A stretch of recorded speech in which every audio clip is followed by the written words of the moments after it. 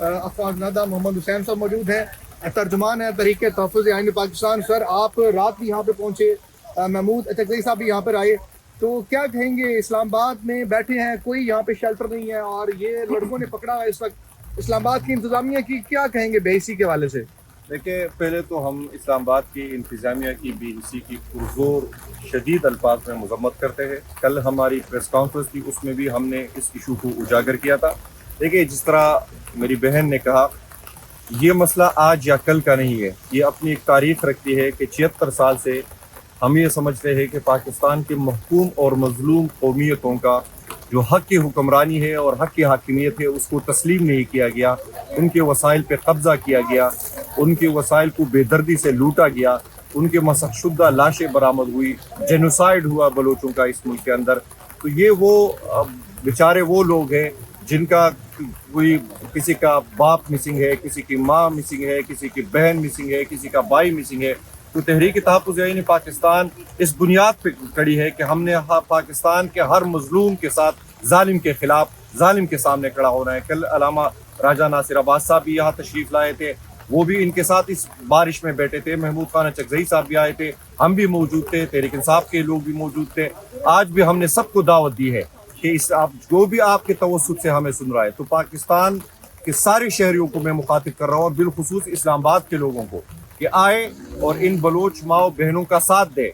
ये हमारे ज़मीर पर दस्तक देने आए हैं, ये इस रियासत के ज़मीर पर दस्तक देने आए हैं, ये रियासत का वो बदनुमा चेहरा सामने लेकर आए। आप आए, इनके फरियाद सुने, इनके दास्तानें सुने कि बलूचिस्तान में क्या हो रहा है इस वक्त। और जिस तरह मेरी बहन ने कहा कि डॉक्टर महरंग बलोच जो बलूचिस्तान की इस नस्ल की रेजिस्टेंस की सबसे बड़ी आवाज़ है, जिस तरीक़े से उसको बोगस FIRs में इस वक्त जेलों में रखा गया है और हमें ये खदशा है, जिस तरह इन्होंने कहा कि कल दोबारा कोई और FIR उनके ऊपर लॉन्च की जाएगी। और हम ये समझते हैं कि अगर आप रियासत की कैद में है वो, तो कोई भी चीज़ उसके खिलाफ कोई सबूत है तो सामने लेके आए। आपके पास कोई अगर केस है तो अदालत को रिप्रेजेंट करे, अदालत मौजूद है।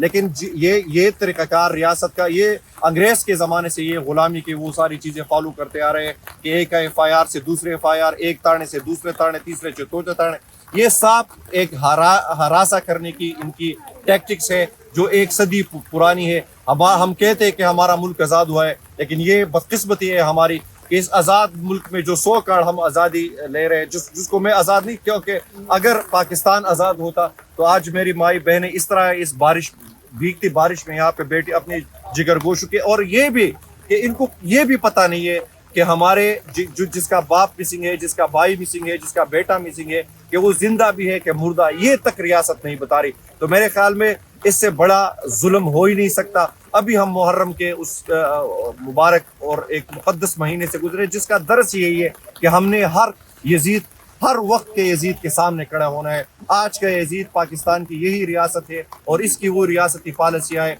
जिसके विक्टिम्स ये लोग आपके सामने बैठे। तो तहरीक तहफ़्फ़ुज़ आइन पाकिस्तान मजलूमों का साथी है, महकूम कौमों का साथी है। अब यहाँ पे इनसे अपने इजहारी यकजहती के लिए मौजूद है। जब तक ये लोग यहाँ पे बैठे रहेंगे, हम इसका साथ देंगे। बहुत शुक्रिया जी, आपने